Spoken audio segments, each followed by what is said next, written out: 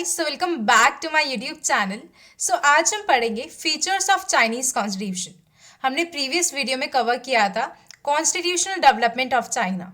वहाँ पे हमने देखा था कि जो चाइना का कॉन्स्टिट्यूशन है उसका कैसे डेवलपमेंट हुआ है।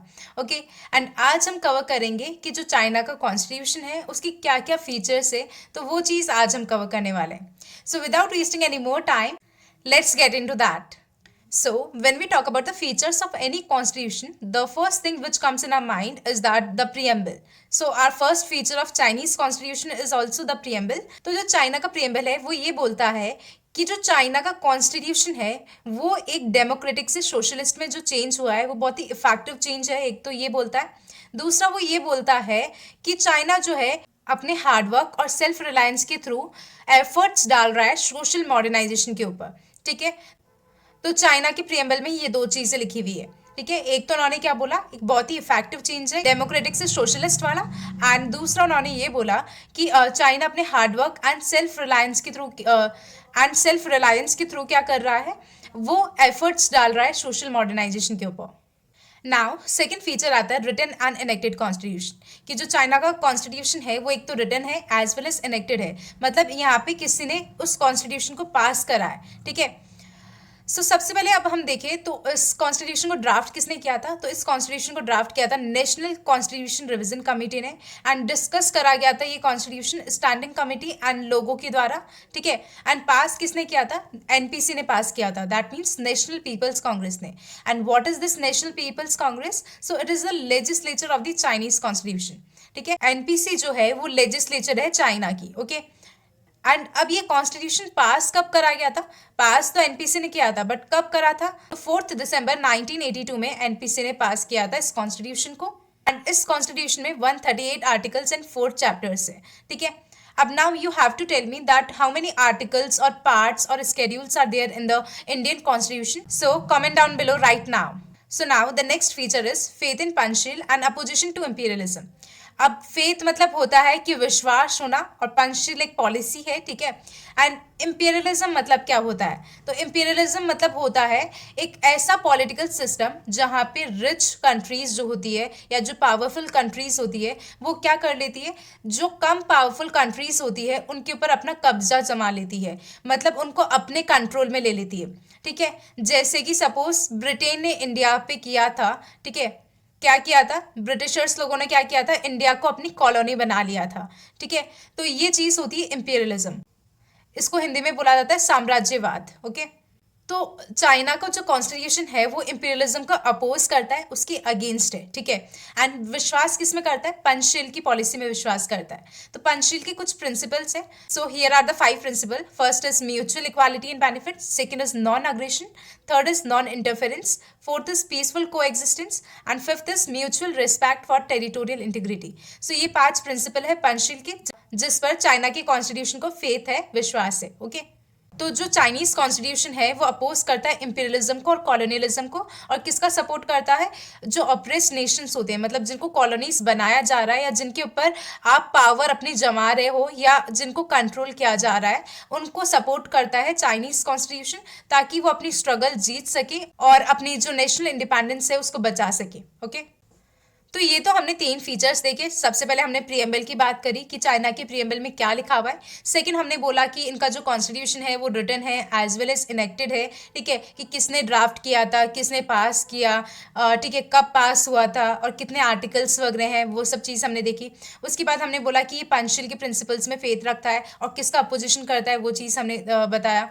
ओके, देखते हैं, अब हम देखते हैं 4th feature, that is constitution as the supreme law. So जो चाइना का कॉन्स्टिट्यूशन है it is the fundamental law of China. ठीक है, वो फंडामेंटल लॉ है कहाँ का, चाइना का, एंड उसकी एक बहुत ही सुप्रीम लीगल अथॉरिटी है, किसकी, चाइना की कॉन्स्टिट्यूशन की एक बहुत ही सुप्रीम लीगल अथॉरिटी है। एंड चाइना की जो कॉन्स्टिट्यूशन है उसका अमेंड कैसे किया जा सकता है, अगर 2/3 मेजोरिटी जो है एनपीसी की वो वोट करती है तभी चाइना का कॉन्स्टिट्यूशन अमेंड किया जा सकता है। अब एनपीसी क्या है, मैंने बताया जस्ट अभी कि लेजिस्लेचर है चाइना की, that is National People's Congress. तो अगर एनपीसी में जितने भी मेंबर्स है उसमें से 2/3 मेंबर्स जो है वोट करते हैं तभी कॉन्स्टिट्यूशन को अमेंड किया जा सकता है। सो ये तो था हमारा constitution as the supreme law. Now the 5th feature is parliamentary system. अब 1982 के कॉन्स्टिट्यूशन में जो भी एक सिस्टम ऑफ गवर्नमेंट लिख रखा है वो रिजेंबल करता है एक पार्लियामेंट्री सिस्टम से, ठीक है। चाइना में कैबिनेट को स्टेट काउंसिल बोला जाता है एंड प्राइम मिनिस्टर को बोला जाता है प्रीमियर। हमारे इंडिया में प्राइम मिनिस्टर बोलते हैं, वहाँ पे प्रीमियर बोलते हैं, ओके। एंड वो जो प्रीमियर होते हैं उनको कौन चूज करता है? एनपीसी चूज करती है। NPC, National People's Congress, which is the legislature of the China. And जितने भी अदर मेंबर्स है स्टेट काउंसिल के, वो कौन अपॉइंट करता है? तो एनपीसी अपॉइंट करती है। सो now the next feature is faith in sovereignty of the popular will. सबसे पहले सोवरेनिटी क्या होती है वो चीज हम समझते हैं। तो sovereignty means independent to take internal as well as external decisions. अगर आप इंडिपेंडेंट हो इंटरनल डिसीजन और एक्सटर्नल डिसीजन लेने में, that means you are a sovereign country. अब चाइना में जितनी भी पावर है वो सब किससे बिलोंग करती है? वो सब लोगों से बिलोंग करती है। यहाँ पे लोग क्या करते हैं? स्टेट की अफेयर्स को जो है मैनेज करते हैं। जितनी भी इकोनॉमिक, कल्चरल जितनी भी अफेयर्स होती है उनको मैनेज और एडमिनिस्टर कौन करता है? लोग ही करते हैं। But in accordance with the law, law के अकॉर्डिंग ही वो सारी अफेयर्स को मैनेज करते हैं, ठीक है, या एडमिनिस्टर करते हैं। एंड जो चाइना के कॉन्स्टिट्यूशन का आर्टिकल 5 है वो ये बोलता है कि जितनी भी पॉलिटिकल पार्टीज है या स्टेट ऑर्गन्स है या फिर आर्म्ड फोर्सेज है, इन सबको जो है कॉन्स्टिट्यूशन एंड लॉ के अकॉर्डिंग वर्क करना चाहिए, ठीक है। सो अब हमारा नेक्स्ट फीचर आता है यूनिटरी सिस्टम। सो जो चाइनीज कॉन्स्टिट्यूशन है 1982 वाला, वो भी प्रोवाइड कराते हैं यूनिटरी सिस्टम के लिए। दैट मीन्स यूनिटरी सिस्टम मतलब जहाँ पे पावर्स सेंटर के पास हो, पावर्स डिवाइडेड नहीं हो, पावर्स ओनली सेंटर के पास हो, उसको यूनिटरी सिस्टम कहा जाता है। हालांकि यहाँ पे चाइना जो है प्रोविंसेस में डिवाइडेड है, प्रोविंसेस के पास भी पावर है, बट सेंटर जब चाहे उन प्रोविंसेस से पावर ले सकता है, इसलिए इसको यहाँ पे एक यूनिटरी सिस्टम कहा गया है। वेरएस फेडरल सिस्टम में क्या होता है? फेडरल सिस्टम में पावर्स डिवाइडेड होती है between the centre and the states, और we can say the provinces. Provinces मतलब हम कह सकते हैं जैसे हमारे इंडिया में स्टेट बोला जाता है, वैसे ही प्रोविंसेस बोला जा रहा है। मतलब जब आपका कंट्री जो है डिवाइडेड होता है कुछ पार्ट्स में, कुछ प्रोविंसेस में, तो उसको बोला जाता है। जैसे हमारा इंडिया जो है वो डिवाइडेड है स्टेट्स में, तो वैसे ही वहाँ पे प्रोविंसेस बोला जाता है। So the next point is unicameral legislature. So जैसे कि मैं आपको कब से बोल रही हूँ कि यहाँ की लेजिस्लेचर का नाम है NPC, that means National People's Congress. So यहाँ पे केवल एक ही लेजिस्लेचर है, ठीक है, that is NPC, National People's Congress.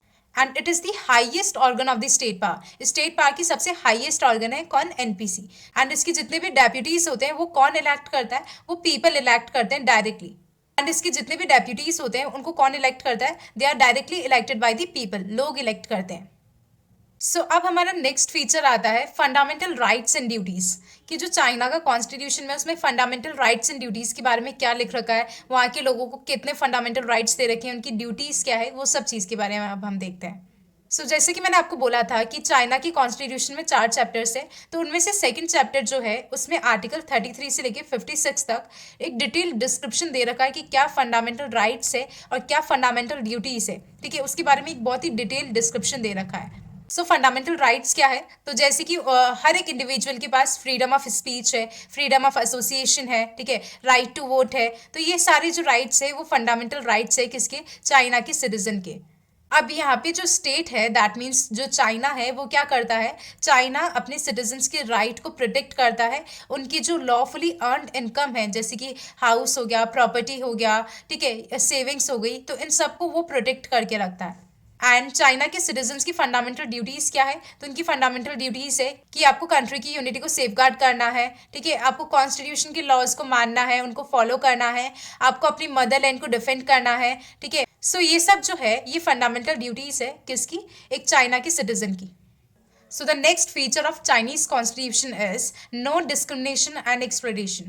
China की कॉन्स्टिट्यूशन का ये सबसे बेस्ट और सबसे अच्छा फीचर है कि यहाँ जो कॉन्स्टिट्यूशन है चाइना का, वो डिक्लेयर करता है कि जितनी भी नेशनलिटीज़ है वो सब इक्वल है और कोई भी एक दूसरे का एक्सप्लोइटेशन नहीं करेगा या उनके बीच में डिस्क्रिमिनेशन नहीं होना चाहिए, ठीक है।